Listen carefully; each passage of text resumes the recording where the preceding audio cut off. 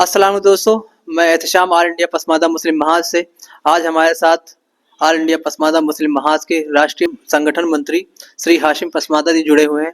आज हम उनसे संगठन के बारे में जानेंगे कि ऑल इंडिया पसमानदा मुस्लिम महाज की क्या एक्टिविटी है और ये पसमानदा मुसलमानों के लिए क्या कार्य कर रहा है। अस्सलाम हाशिम भाई। वालेकुम सलाम एहतसाम भाई। हाशिम भाई, सबसे पहले एक जनरल सी सवाल ये पूछ लेते हैं कि ऑल इंडिया पसमानदा मुस्लिम महाज का मकसद क्या है, मोटिव क्या है? ऑल इंडिया पसमानदा मुस्लिम महाज 85% जो मुसलमान हैं, अंसारी, मंसूरी, राइन, कुरैशी, दर्जी, दफाली, नट, मदारी, करंदर, जोगी, फकीर, हलाल खोर, ये जो 85% जो मुसलमान हैं पसमानदा, जो दबे कुचले हैं, इनकी लड़ाई है, इनका आंदोलन है।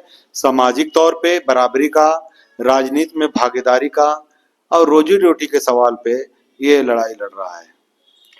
अभी तक ऑल इंडिया पसमानदा मुस्लिम महाज ने ऐसी कौन सा अचीवमेंट संगठन का हुआ है कि पसमानदा मुसलमानों की लड़ाई में आप लोग कहाँ तक सफलता मिली है? ये लड़ाई 1998 से चलते हुए यूपी और देश में फैल गई, आज राष्ट्रीय रूप ले चुका है। इसके लिए जगह जगह जाके हम लोग संगठन का विस्तार कर रहे हैं। हर जगह इस बात को चलाया गया, इस तरह के इस चीज को हर जगह ले जाया जा रहा है।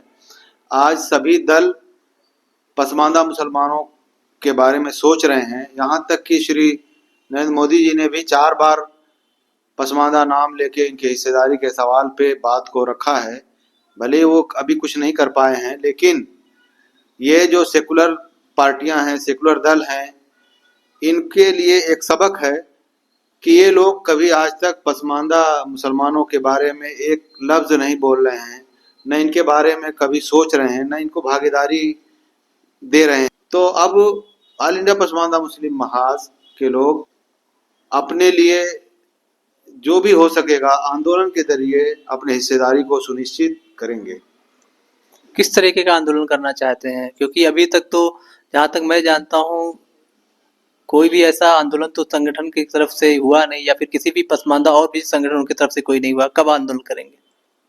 आंदोलन जब संगठन बन जाएगा, अभी संगठन बन रहा है, संगठन बन जाएगा तो हम उसके लिए रैली करेंगे और अपनी मांगों को लेकर सड़कों पर उतरेंगे, बड़े बड़े धरने प्रदर्शन भी करेंगे। तो ये सारी चीज़ें अभी प्रोसेस में चल रही है। आने वाले वक्त में आप देखेंगे कि ये चीज़ें भारी पैमाने पे, इसलिए कि ये मुसलमानों का 85% तबका है, लेकिन इनको हर तरह से दरकिनार किया जाता है।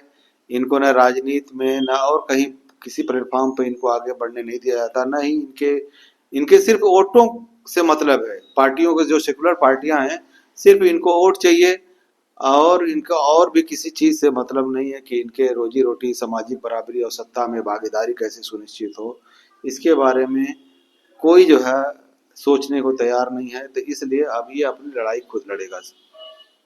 नहीं, अपनी लड़ाई तो खुद लड़ेगा। एक प्रोसेस, एक शुरुआत जब किसी चीज़ की होती है उसमें थोड़ा वक्त तो लगता है, लेकिन मेन चीज़ मैं ये जानना चाहूँ कि जैसे कोई संगठन से आपसे जुड़ना चाहे तो वो क्यों जुड़ेगा? आपके ऊपर तो आरोप आरोप ये भी लगता रहता है कि आप भाई पसमानदा के नाम पे मुसलमानों को बांट रहे हैं, तो इस पे क्या जवाब है आपका? हम बांट नहीं रहे हैं, बटा हुआ समाज है, हमको इकट्ठा कर रहे हैं। इसलिए कि आज 36 बिरादरियों में ये पसमानदा समाज बटा है, अशराफिया तबका भी 8-10 बिरादरियों में बटा हुआ है। तो ये पहले से बटा हुआ, हम उसको 2 भाग में करना चाहते हैं, 2 जगह करना चाहते हैं, अशराफ और पसमानदा, ताकि जो शेख सैयद मुगल पठान की जो समस्याएं हैं वो उनके हल हो रहे हैं हर जगह। वो हर जगह आर्थिक रूप से, सामाजिक रूप से और राजनीतिक रूप से अगड़े हैं। इस तरह हम जो पसमानदा लोग हैं, 85% हैं, ये इसलिए हम लोग अलग होना चाहते हैं क्योंकि राजनीतिक रूप से हमारा वोट तो ले लिया जाता है, लेकिन हमको राजनीतिक रूप से कोई जो है दावत नहीं मिलती, हमको आगे किया जाता है, ना ही हमको पूछ बढ़ती है। इसलिए हम चाहते हैं कि हमारा जो बंटवारा हो जाए, ताकि अशराफियों का जो भी है उनका हिस्सा मिले तो हमारा भी हिस्सा मिले। मतलब कहने का ये है कि जितनी जिसकी आबादी है उसके हिसाब से हिस्सेदारी मिले, जितना उनको उनको मिले आपको मिले। लेकिन सबसे बड़ी चीज़ ये है कि आप जानते पसमानदा मुसलमान जो ज़्यादातर ये जानता ही नहीं कि वो पसमानदा है, पसमानदा का मतलब क्या है। मेरे ख्याल से जब से मोदी जी बोला है तब से लोग और जानने लगे। नहीं तो इससे पहले उसको आप कैसे समझाएँगे कि भाई आपके साथ, उसको तो पता भी नहीं कि उसके साथ नाइंसाफ़ी रही या फिर उसके साथ वो सोच रहा है कि जो हमें मिला है वही हमारी किस्मत है, हम उसी के लायक हैं। तो इस मैसेज को कैसे लेके जाएँगे आप समाज, अपने समाज के बीच में? असल में पसमानदा मुसलमानों के नाम पे, धर्म के नाम पे इनको वर्गलाया जाता है और इनको एहसास नहीं होने दिया जाता है कि नहीं आप पसमानदा हैं या पिछड़े हैं। तो इसको हम लोग एहसास दिला रहे हैं कि आप सभी मैदान में, खास तौर से राजनीति में, आपका न कोई एमपी है, न कोई एमएलए है, न कोई और भी मंत्री है, न संतरी है, राजनीतिक रूप से विकलांग है, बीमार हैं आप, उनको बताया जा रहा है, उनको समझाया जा रहा है। तो समय लगेगा लेकिन ये जो है समझेंगे चीज़ों को। अब वो उनकी हिस्सेदारी को लेकर संगठन रोड पर उतरने के लिए तैयार है और जगह जगह मीटिंग हो रही है, सारी चीज़ें हो रही हैं। आने वाले वक्त में वो पसमानदा समाज, दलित समाज की तरह, पिछड़े समाज, हिंदू की तरह हमारे लोग भी अब अपने हिस्सेदारी को लेकर जागरूक होंगे और अपने अधिकार को छीनेंगे। इसलिए कि भीख में कुछ मिलता है लेकिन अगर अधिकार लेना हो तो उसके लिए छीनना पड़ता है, लड़ना पड़ता है। तो हमारे समाज को लड़ने के लिए हम लोग तैयार कर रहे हैं। किसकी आइडियोलॉजी फॉलो फॉलो करेंगे? अम्बेडकर की फॉलो करेंगे या फिर किसी और की? कोई आइडियल कौन है आपके? देखिए हम लोगों के आइडियल तो अब्दुल ये आसिम बिहारी साहब, बिहार के रहने वाले, और फ़ख्र कौम अब्दुल कयूम अंसारी साहब हम लोगों के आइडियल हैं और अम्बेडकर साहब हम लोगों के आइडियल हैं।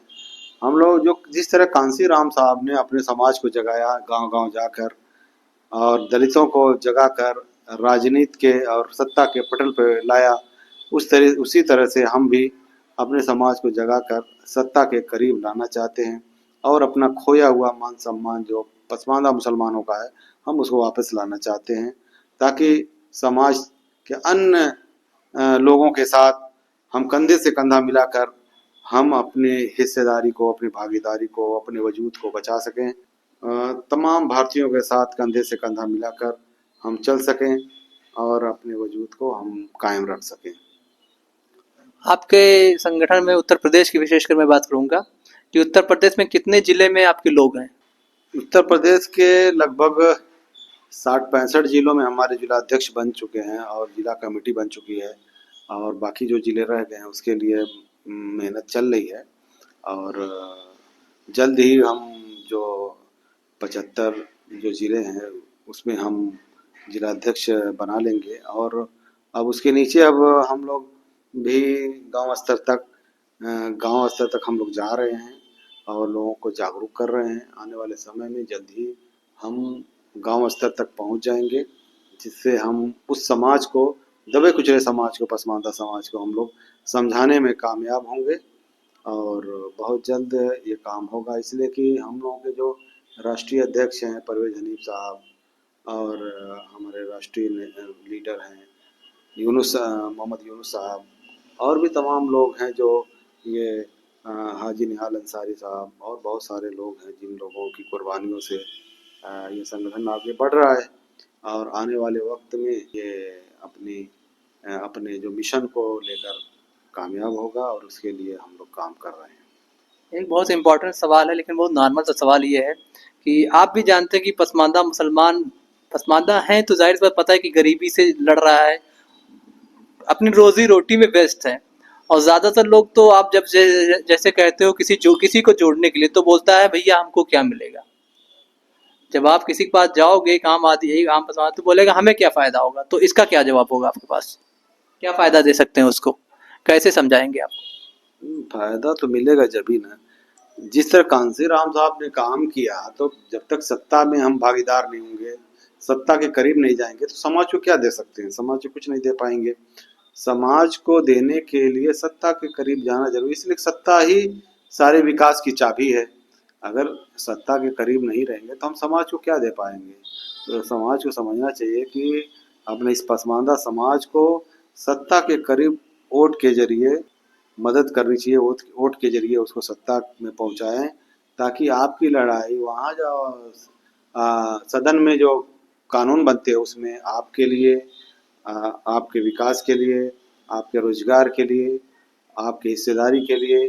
जब कानून बने तो आपका वहाँ भाई, आपका समाज का आदमी वहाँ रहेगा, तो कानून में वो अपने लिए, अपने समाज के लिए वो अपनी बात को रखेगा और उसकी अपनी हिस्सेदारी समाज की सुनिश्चित कराएगा। तो इसलिए राजनीति में हमारे लोगों को एक्टिव होना ज़रूरी है और हमारे लोगों को एक्टिव राजनीति में जाना ज़रूरी है। वो सही है, लेकिन एक होता नहीं, जैसे मैंने एक बात पूरा की, आप गए कहीं पे, एक नेता भी वोट मांगने जाता है तो लोग सुन लेते हैं और उनकी मर्जी से अपना वोट करते हैं। लेकिन जब तक लालच कोई नहीं होगा एक आम आदमी को, जैसे जमीयत उलमाए हिंद है, अगर वो कहीं जाता है, किसी किसी की हेल्प करता है, तो उसका इतना पकड़ होती है उस समाज में, इतनी पकड़ होती है, चाहे पसमानदा हो या फिर अपर क्लास हो, पकड़ होती है। अगर वो कहेगा ठीक है मैं 1000 2000 की मदद वो करता है, तो उसके बदले में वो वोट के जरिए या फिर किसी न किसी जरिए से वो ले लेता है, किसी भी चंदा उंदा के जरिए कहीं ना कहीं तो एडजस्ट कर लेता है। तो वो प्रभावी मेरे ख्याल से इस टाइम जमीयत उलमा हिंद टाइप की जो संगठन है मुस्लिमों के, वो ज्यादा प्रभावी हैं। तो इसके लिए पसमानदा, ऑल इंडिया पसमानदा मुस्लिम महाज की क्या रणनीति है कि उनको कुछ उनके लिए ऐसा किया जाए कि भाई वो भी किसी लालच में ही आए। देखिए ऐसा है, छोटे स्वार्थ के लिए हम लोग काम नहीं करते, तुच्छ स्वार्थ के लिए या छोटे फायदे के लिए हम लोग काम नहीं करते। हम आने वाली नस्लों के लिए हिस्सेदारी, भागीदारी बहुत बड़ी चीज़ है, बहुत बड़ी ताकत है। इसलिए कि हम 1000 2000 500 के लिए काम नहीं करते। हम समाज में भरपूर पूरी तरीके से जो हमारी आबादी है उस हिसाब से भागीदारी चाहते हैं। कांसी राम साहब ने, अम्बेडकर साहब ने कहा कि जिसकी जितनी संख्या बारी उसकी उतनी हिस्सेदारी के तरीके पे हम लोग काम करते हैं। ये नहीं है कि कोई 1000 दे दिया, कोई 2000 दे दिया, कोई वक्ती हमको फायदा दे दिया, तो वो नहीं। हम लोग सत्ता में भागीदारी चाहते हैं। हम लोग रोजी रोटी और सामाजिक बराबरी और सत्ता में भागीदारी चाहते हैं, ताकि हम अपने समाज की लड़ाई खुद लड़ेंगे, अपने समाज के लिए सारी स्कीमों को लागू खुद कराएंगे। हम कोई वक्ती थोड़ा मोड़ा फायदे से इससे समाज का उत्थान या भला नहीं होने वाला है। देखिए दलितों के वहाँ भी कोई इस तरह की कोई स्कीम, कोई रिलीफ का काम नहीं पहले था, और न ही रिलीफ के काम से वो आगे बढ़े हैं। वो सत्ता में आए और सत्ता में आने के बाद बहन मायावती जी ने और कांसी राम साहब ने उनके लिए तमाम स्कीमों को ला दिया, तमाम नौकरियों में वो आ गए, आरक्षण मिला और सारी चीज़ों का इम्प्लीमेंट हुआ, जिससे उनकी हालत सुधार हुआ। इसी तरह पिछड़ों की राजनीति में भी पिछड़ों के पार्टियों ने उनके लिए काम किया। तो इसी तरह हम सत्ता की बात कर रहे हैं, हम छोटे स्वार्थ और छोटे फायदे के लिए अगर जो लोग हैं उससे बहुत भलाई नहीं होने वाली है। उससे वक्ती कुछ मिल जाएंगे, लेकिन वो टिकाऊ चीज नहीं है, ना ही ये वो परमानेंट रहने वाली चीज है। समाज को, अपने समाज को जागरूक करने के लिए क्या कर रहे हैं? समाज को जागरूक करने के, समाज के बीच में जा रहे हैं, समाज को बता रहे हैं कि तुम्हारी हालत दलितों से बदतर है। सच्चर कमेटी ने कहा कि पसमानदा मुसलमानों की और दलित जो मुसलमान हैं उनकी हालत हिंदू दलितों से बदतर है। उनके लिए हम लोग काम कर रहे हैं, उनको जगा रहे हैं, उनको बता रहे हैं कि तुम्हारी हालत दलितों से बदतर है, और सत्ता में बिना सत्ता के करीब पहुँचे आपकी हालत सुधरने वाली नहीं है। इसलिए सत्ता में जो लोग हैं, हमारे जो अगड़े मुसलमान हैं, वो हमारे बारे में नहीं सोचते हैं, वो सिर्फ अपने बारे में सोचते हैं, नई सरकार से लिए हमारी लड़ाई लड़ते हैं। तो इसलिए हमारे समाज से जब तक सत्ता में लोग नहीं पहुंचेंगे तब तक हमारे लिए कोई दरवाजा विकास का नहीं खुलेगा। एजुकेशन बहुत ज़रूरी है इन सब चीज़ों के लिए जानने के लिए। जैसे आप किसी अनपढ़ इंसान को आप कुछ बताते हो तो हो सकता है अगर उसको समझ में आ गया तो ठीक है, लेकिन अगर एजुकेटेड इंसान है तो उसको समझ में जल्दी आता है। एजुकेशन के बारे में क्या कहेंगे? क्योंकि जहाँ तक मुझे मालूम है कि पसमानदा मुसलमानों के जो लड़के होते हैं उनकी स्थिति और भी ख़राब है। लड़कियां तो फिर भी किसी हिसाब से पढ़ पढ़ा लेती हैं थोड़ा बहुत, लेकिन उनकी स्थिति बहुत ज़्यादा ख़राब है। ऐसे लोगों के लिए क्या संगठन कर सकता है कुछ? देखिए हमारे लोग जो पसमानदा समाज के लोग हैं, पढ़ रहे हैं, हर जगह के लोग पढ़ रहे हैं। कोई माँ बाप नहीं चाहता कि अपने बच्चों को ना पढ़ाएं, पढ़ा रहे हैं। तमाम हमारे यहाँ मऊ में और इधर उधर तमाम IAS PCS doctor master engineer सब बन रहे हैं। पढ़ाई की तरफ रुझान पहले के मुकाबले में बहुत अच्छा हुआ, बढ़ा हुआ है। लेकिन ये भी पढ़ाई भी सत्ता से ही सारी चीज़ें तय होती हैं, आरक्षण से तय होती है सारी चीज़ें। तो वो सब चीज़ों को में हमें जागरूक रहने की ज़रूरत है, और जो हम पढ़ाई को सिर्फ मदरसे तक जो सीमित करते हैं उससे बाहर निकलने की ज़रूरत है। हमें जदीद तालीम और टेक्नोलॉजी की तरफ आगे बढ़ने की ज़रूरत है। बिना उसके जो है दुनिया का मुकाबला या दुनिया वालों के साथ हम कंधे से कंधा मिला के चलना चाहते हैं तो जदीद तालीम और टेक्नोलॉजी की तरफ हमें उसकी तालीम को हासिल करना होगा। इसलिए उसी से हमें नौकरी मिलेगी, उसी से हमें रोज़गार मिलेगा। बाकी मदरसे की तालीम है रोज़ा नमाज के लिए और भी तमाम जो जीने मरने की जो भी चीज़ें हैं उसमें ज़रूरी है कि ठीक है मदरसे की तालीम अपना दीन को समझने के लिए उसको हासिल किया जा सकता है। लेकिन बाकी जो हम दुनिया में लोगों के मुकाबला करने के लिए उसे जदीद तालीम, इंग्लिश की तालीम, टेक्नोलॉजी की तालीम लेना ज़रूरी है। उसमें हमें आगे बढ़ना चाहिए। बिना उसके जो है हमारे समाज का भला नहीं होगा, ना हम कोई तरक्की कर पाएंगे। उसके लिए महाज मोटिवेट करता है, लोगों को प्रोत्साहन करता है कि नहीं भाई जगह जगह सामाजिक जागरूकता के साथ साथ राजनीतिक जागरूकता के साथ साथ हम तालीम की तरफ भी हमें आगे बढ़ने की ज़रूरत है और हमारे लोग बढ़ रहे हैं। मदरसा मॉडर्नाइजेशन की बात योगी सरकार ने की थी पिछले 2-3 साल पहले, और उस पे तमाम संगठनों ने आपत्ति जताई थी कि मदरसे को ख़त्म कर रहे हैं, इस्लाम पे हमला है, ऐसा कुछ करके लोग बोल रहे थे। तो उसमें क्या हुआ था कि लोग बहुत ज़्यादा क्लियर कट नहीं हुआ था। तो मदरसा मॉडर्नाइजेशन जो योगी सरकार ने करने का प्रयास किया वो कर रही है, उसके बारे में क्या कहेंगे? नहीं, स्वागत है। अगर मदरसे का देखिए बिना जो है मॉडिफाइड के, बिना उसमें संशोधन के, देखिए पुरानी चीज़ें हैं, बाइलाज को तो बदलना चाहिए। जो ये हमारा जो किताबें हैं आज बहुत पुरानी पुरानी हो गई हैं, तो अब समय के हिसाब से बहुत सारी चीज़ें बदलती रहती हैं। तो इसी तरह हमारे यहाँ मदरसे में भी किताबों को बदलना चाहिए। इसलिए कि पहले उर्दू पढ़ा के नौकरी मिलती थी, फारसी पढ़ने पर नौकरी मिलती थी, तो ज़माना लद गया, वो ख़त्म हो गया। अब इंग्लिश और हिंदी पढ़ा के नौकरी मिलेगी तो हमें हिंदी और इंग्लिश की तरफ तवज्जो देना चाहिए। जहाँ तक रोज़ा नमाज की बात है तो उसमें अरबी पढ़ाई जाती है, अरबी पढ़ें। दीन की जानकारी के लिए भी एक किताब रखी जाती है तो उसको पढ़ें। बाकी हमें इंग्लिश और मैथ और साइंस और ये जो है ज्योग्राफिया, ये सब चीज़ों को उसमें लागू करना चाहिए। उससे समाज का उत्थान होगा। इससे कोई ऐसा नहीं है कि उससे हमको कोई मज़हब पे कोई आँच आ रही है, कुछ ही हो रहा है। बाकी इसके लिए तो भाई जाहिर सी बात है कि जब तक हम इंग्लिश नहीं पढ़ेंगे तब तक हम बाकी रिसर्च के मैदान में, डॉक्टरी के मैदान में, टेक्नोलॉजी के मैदान में, इंजीनियर और जो भी डॉक्टर मास्टर हैं सब कैसे बन पाएंगे? हम उर्दू से नहीं बन पाएंगे, हम फारसी से नहीं बन पाएंगे। अब हकीमी की दौर ख़त्म हो गया तो हम वही चीज़ें, पुरानी चीज़ों को रट रहे हैं। जब तक कि हम उसको अपने तालीम को मोडिफाइड नहीं करेंगे तब तक हम कैसे दुनिया के सामने हम खड़े हो पाएंगे?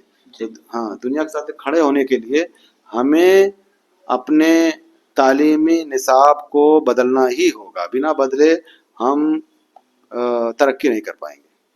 एक छोटा सा सवाल, एक आखिरी सवाल ये पूछना चाहता हूँ, जो सामाजिक सवाल है, पसमानदा मुसलमानों पे दोनों चीज़ सवाल है। योगी सरकार ने वही जब आए थे तो उसके जब सरकार फर्स्ट टाइम बनी थी तो कुछ दिनों बाद एक फैसला किया था कि मदरसों में झंडारोहण होगा। इससे पहले नहीं होता होगा, तभी किया होगा ये चीज़। तो तमाम संगठनों ने, तमाम उलेमाओं ने इसकी खिलाफत की कि ये मुसलमान क्या मतलब झंडारोहण मदरसे में कभी नहीं हुआ, तो नहीं होना चाहिए। तो झंडारोहण मस्जिदों में हुआ, मदरसों में हुआ, तो इसके बारे में क्या कहते हैं? मतलब ये सही है या फिर इसका सपोर्ट करता है संगठन? नहीं, ठीक है। झंडा रोड हमारे देश का जो है तिरंगा झंडा, ये हमारे देश की शान, आन बान, पहचान है। इसका तो पहले से झंडारोहण मदरसे में होता चला आ रहा है। अगर इसको बहुत सी जगह नहीं हो रहा है तो वहाँ होना चाहिए। अगर इस तरह की चीज़ें अगर कोई वावेला कर रहा है तो ये फजूल है, बकवास है। इन सब चीज़ों को नहीं करना चाहिए। जो भी संगठन के लोग इस तरह का विरोध कर रहे हैं, भाई हमारी राष्ट्रीय ध्वज, हमारा तिरंगा है, इसका सम्मान बहुत ज़रूरी है। ये जब 26 जनवरी 15 अगस्त आता है तो हर मदरसे में और हर संस्थान में, चाहे प्राइवेट हो चाहे सरकारी हो, हर जगह इसका झंडारोहण होना चाहिए। इसलिए कि ये हमारे देश का फ्लैग है, इसका सम्मान बहुत ज़रूरी है, इसलिए कि हमारी देश की पहचान है। हम इस देश में आज़ाद हुए, अंग्रेज़ों से आज़ादी मिली, तो फिर वो अंग्रेज़ों का झंडा हटाया गया और हमें हमारे देश का, भारत देश का झंडा हमें मिला। तो हम उस झंडे का सम्मान करते हैं और इस झंडे का हर हाल में, हर जगह सम्मान होना चाहिए। चाहे वो मजहबी अदारा हो, सामाजिक हो, राजनीतिक हो, कोई भी अदारा हो, कोई भी संस्था हो, सब जगह इसका सम्मान निहायत ही ज़रूरी है।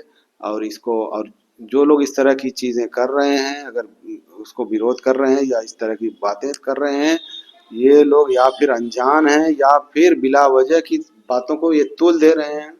ये ऐसे लोगों पे, ऐसे लोगों को ऐसा करने से बाज आना चाहिए। ठीक है। तो अस्सलाम दोस्तों, फिर मैं इसी बात को यहाँ पे कंक्लूड करता हूँ और इंशाल्लाह फिर हाशिम भाई से या किसी और गेस्ट से अपनी मुलाकात होती है। तब तक के लिए अस्सलाम वालेकुम।